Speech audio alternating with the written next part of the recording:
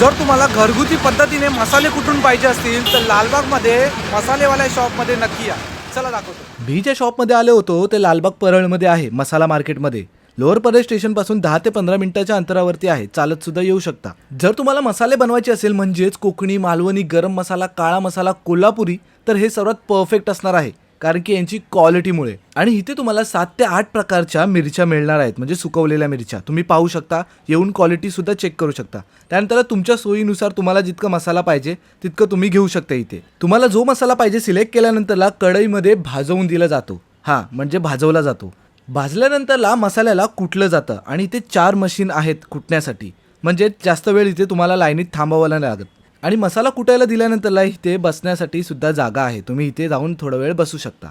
Lalbaug मसालेवाल्यांचे in house स्वतःचे product सुद्धा आहेत. म्हणजेच काय, मी तुम्हाला दाखवतो.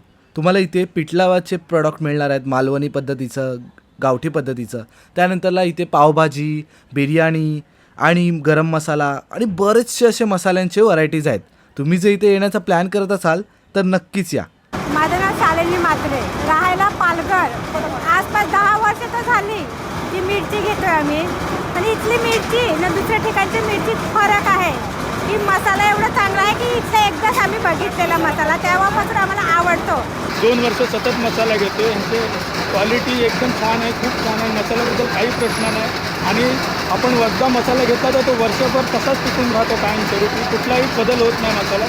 आणि विश्वासाने देतात आणि विश्वासाने सांगणार एक आणि देणार दुसरा असं नाही आहे. त्याच्यात 2 वर्ष मी माझा अनुभव आहे स्वतःचा.